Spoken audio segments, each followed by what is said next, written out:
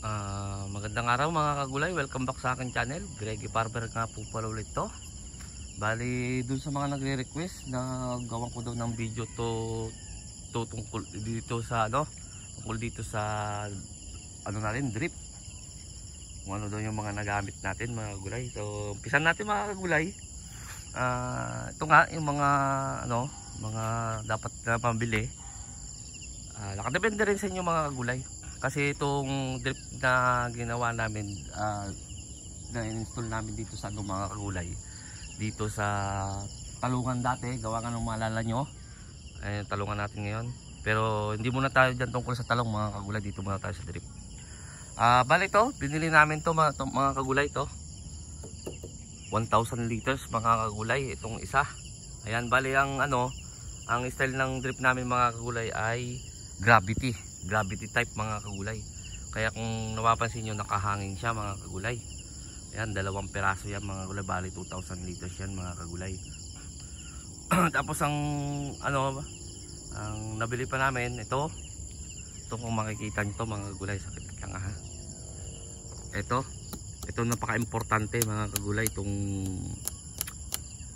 ang pangalan nito nakalimutan ko tuloy mga kagulay. Salaan. Bahala na kayo kung anong magano yan mga kagulay, itong salaan niya. Kasi napaka-importante niyan, kasi yung drip tape natin mga kagulay ay talagang tulo-tulo lang yung drip tape natin mga kagulay. Kaya kailangan talaga ng salaan para hindi siya mabarahan yung drip tape natin mga kagulay. Ayan siya. Makikita nyo pa yung sili mga kagulay. Yung dating sili pa yan mga kagulay. Ayan. Tapos itong mga ganito mga kagulay, alam nyo na siguro to, di ko na may yung pangalan na ito mga kagulay, basta pakita ko na lang dito sa video. Ayan. Tapos ito nga, kung ganitong gagamitin yung mga kagulay, tapos gravity type lang, ay kailangan yung itaas mga kagulay. Ayan, nagpabricate na lang kami nung pagpapatungan. Tapos ito naman yung hose mga kagulay. Kung tatanungin nyo kung anong sukat na ito mga filter pala to mga kagulay, naalala ko na, filter. Ito yung filter na na tatanggal mga kagulay, natatanggal, pwedeng hugasan siya kung meron siyang bara. Ito yung kagandahan nito kaysa naman yung mga mumurahin na filter mga kagulay na kapag nabarahan na hindi mo pwedeng hugasan, tapon na. Kumbaga kaya itong mga nasa 1 plus yata to mga kagulay, itong ganito na filter. Balik tayo dito sa hose mga kagulay. Ang ginamit namin ditong hose mga kagulay, dun sa mga nagre-request nga yung nito, ay itong dos to yung bilog niya mga kagulay, itong hose na to. Pwede rin siyang 1 and 3/4. Kasi kapag mga kagulay, kaya dos ang ginamit namin mga kagulay para mas maano yung niya, pressure niya kumbaga, kasi gravity type nga lang. Ayan siya. Kasi kapag yung uno naman ang gagamitin yung mga kagulay doon sa mga kaya ganito ang ginamit namin. Isipin nyo mga kagulay, kasi itong drip tape ay drip valve na to mga kagulay, meron pa nakaganyan yan dyan, nakapasok. Kaya kung iisipin nyo mga kagulay, kung uno lang yung gagamitin yung hose, halos hindi na yun doon. Pwede pa rin mga kagulay, pero yung pressure nga niya ay syempre okay lang naman sana kung 3 plat lang yung drip mo, okay lang. Ito maramihan to kasi mga kagulay, hanggang dun to. Ayan. Ito bibilihin nyo mga kagulay, itong drip valve, drip tape. Ito yung sinasabi ko mga kagulay, hindi na mahuhugot yan. Dati pa itong naka-install mga kagulay nung talong pa, nung unang talong. Ito bang panibagong talong na to mga kagulay. Hindi natin makita yung niya, yung butas niya, yung tulo-tulo niya mga kagulay. Kaya sinasabi kong napaka-importante rin nung filter mga kagulay. Ito. Yan mga kagulay, ganyan lang kasi ang niyan, hindi pwedeng mabarahan yan mga kagulay. Pwedeng unting sundutin, pero hindi talaga siya kapag nabarahan mga kagulay. Kaya napaka-importante talaga nung filter nga mga kagulay. Kung tatanungin nyo man sa akin mga kagulay kung magkanong mga ganito, nakadepende po yan sa lugar ninyo mga kagulay. Ito ordinary lang, may tinatawag kasi na hose na ordinary, yung kaya ito yata 3.6 yata, 2.6 yung bili namin to, isang rolyo. Isang rolyo niya nasa 80 lang yata meters, 80 mga 60 mga ganun mga gulay. Basta check nyo na lang kasi habang lumalaki yung host na binibili nyo mga gulay, umiiksi naman siya mga gulay, umiiksi siya. Hindi katulad ng mga ganito ng garden hose na mahaba 100 meters talaga yung mga yan, isang rolyo. Ito hindi, habang lumalaki siya umiiksi naman yung ano niya mga gulay. Ayan siya. So ulitin natin, kailangan natin ng drum kasi gravity, ito ka gravity type lang yung ginamit namin. Ayan, bubuksan lang namin dito. Ayan, kung tatanungin nyo naman sa akin mga kagulay kung ilan ng naano na ito, hindi ko kasi mabilang to isang plot. Bale ang binubuksan ko lang mga kagulay, mga nasa 30 meters to, ay 4 lang mga kagulay. 4 lang siya, 4 lang yung binubuksan ko. Tapos ang ginagawa ko, depende kasi sa pressure nung drip mga kagulay, ay inaano ko muna sa yung unang butas niya diyan natutulo, at saka yung huli kung magpapanama ba sila ng halimbawa 300 ml. Ano natin yung mga halimbawa 5 minuto dun sa 4 na brat, 5 minuto bago mag 300 ml, uurasan nyo 5 minuto. Kapag 5 minuto na siya mga gulay, halimbawa ganun nga, papatayin mo na naman, tapos ililipat mo na naman sa kabila, bubuksan mo na naman kabila. Ganun yung ginagawa ko mga gulay. Basta itong isang nito, nasa 1.9 to mga gulay, ay 2 ganito mga kagulay. Ayan, ayan, magkahiwalay yan mga kagulay. Mapapansin nyo kasi meron din dating talong dito mga kagulay. Yan, talong din dati dyan. Ayan, magkahiwalay yan mga kagulay. Ayan siya. Ayan, ito naman ay wala pang wala pang isang oras kung dinidrip itong isang to mga gulay. Wala pang isang oras kasi mabilis lang mga kagulay.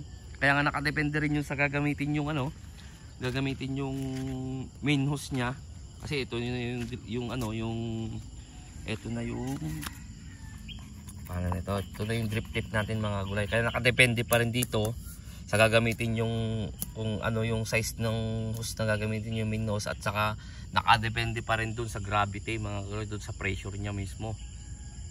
Kaya kung maaari, kung magano kayo mga gulay, ang suggest ko lang, mas maganda kung mas itataas pa yung ganyan mga gulay, para mas maano yung gravity ng mga gulay. Ayan siya. Yan, sa 1.9 na puno mga kagulay ay 1 oras lang, kasi malakas yung pressure niya. Kaya malakas, kahit na mas mababa siya, malakas. Gawa nga itong main hose natin ay 2 ang sukat mga kagulay, 2 to. Ayan siya. Ayan. So sa nag-request nito mga kagulay, sana nasagot ko. Ito nga, ang kakailanganin nyo ito, napaka-importante. Lahat naman importante ito mga kagulay. Yan nga, yung nakadepende rin yan. Kung tatanungin yung presyo, nakadepende. Ito, nabili lang namin to ng 2,000 yata to. Kasi second hand lang to mga kagulay. Ito nabili namin ganyan, yung 1,000 liters na yan. Nabili namin ng 2,000, bali 4,000 yan mga kagulay. Yung dalawang yan. Tapos ito nga, yung ito yung papunta doon, ay papunta dito sa kumbaga palabas. Ito. Tapos tong filter, tong hose, yung dripper, ay yung drip valve. Siyempre, kaya nga tinawag na drip, itong drip tip natin mga kagulay. Ayan siya. Ayun lang naman yung mga kailangan mga kagulay. At saka kailangan, suggest ko rin, kailangan na para maabot niya yung taas, ay maabot niya yung pinakadulo, nasa 30 meters lang yung haba mga gulay. Huwag nyong gagawin 50 kasi mas mahihirapan na siya, lalo kapag gravity type lang mga kagulay ang gamit ninyo, ang style ng pag-ano nyo ng drip mga kagulay.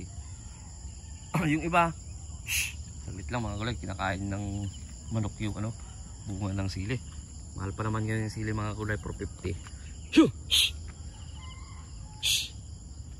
Yun nga, balik tayo doon mga kagulay. Kung magano kayo ng plot, kailangan nasa 30 meters lang mga kagulay, para maabot niya talaga, para maabot niya mga kagulay yung dun sa dulo, para yung tulo ng doon, halimbawa 300 ml doon sa 5 minuto, kailangan magtugma rin dito mga kagulay.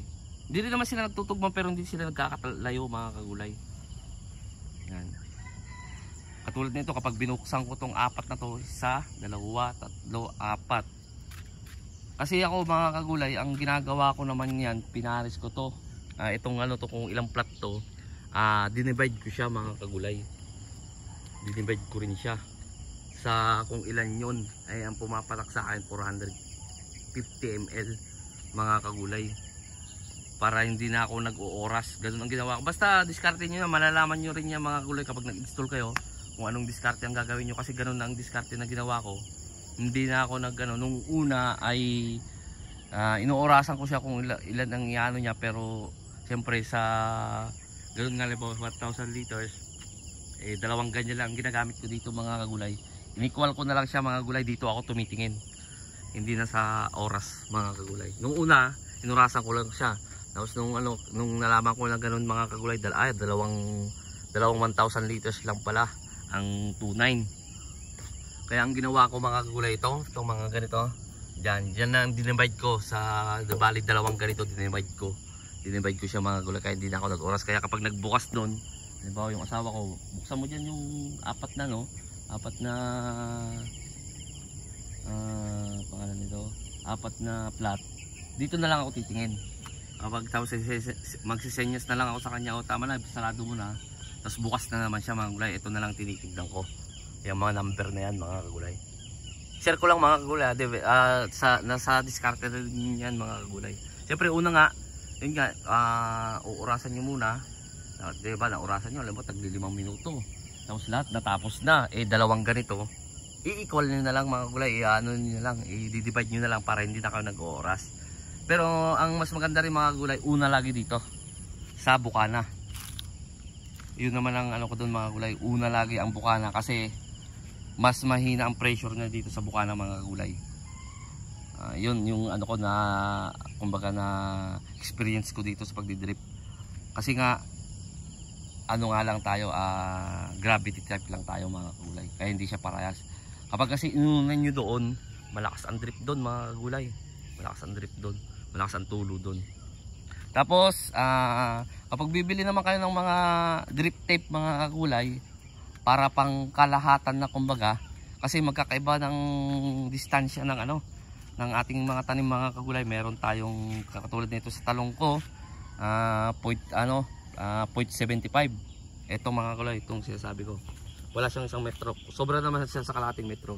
Ito ang gitna nito, itong puno to puno, 0.75 yan mga kagulay. Kaya ang binili kong spacing nung drip tape natin mga kagulay ay 0.20 nga ba?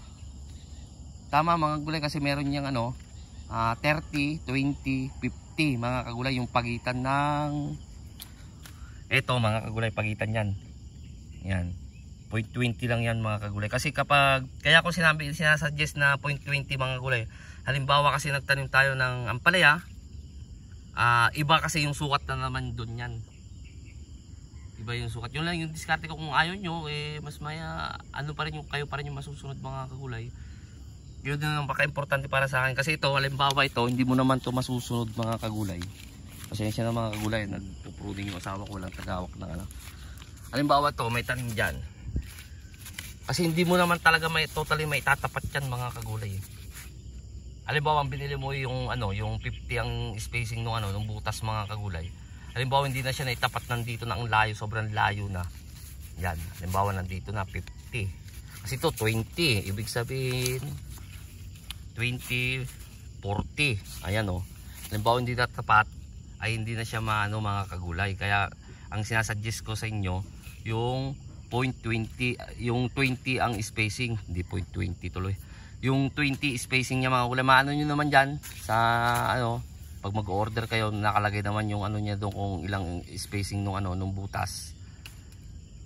Kasi yun nga yung paliwanag ko doon, halimbawa sa ampalaya, 1 metro kasi ang pagitan nun, 1 metro. Puno sa puno. Kung 1 metro tapos ang bibili mo yung 50, okay din naman yun.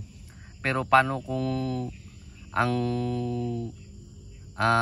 hindi na siya tumapat, hindi na siya mga kagulay, useless lang din. Mababasa lang dun sa malayo na sa kanya mga kagulay. Tapos dito double row nga ako mga kagulay. Kaya dalawa yan. Dalawang butas yan mga kagulay. Ano. Tsaka kapag bibili kayo ng drip valve wala mga kagulay, kailangan ay may washer ba tawag dito. Ito mga kagulay oh. Yan. Ito pang kaanuhan ng ng uno mga kagulay kapag uno ang binili ninyo. Ito. Uno o kaya medya. Kasi kapag pinasok nyo itong mga kagulay, di ba maliit yung butas nun, hindi siya lalapat ng ganito mga kagulay. Yan, hindi siya ganyan nalalapat. Tutulo siya mga kagulay. Tutulo siya. Ranas ko siya nung nasa Mindanao ako mga kagulay. Meron yung dating kapartner ko doon. Shout out sa'yo, Boss Ryan. Dati kong kano doon, ang ginamit nila yata ay medya. Tinitignan ko tumutulo, kaya tinatalian nila dito.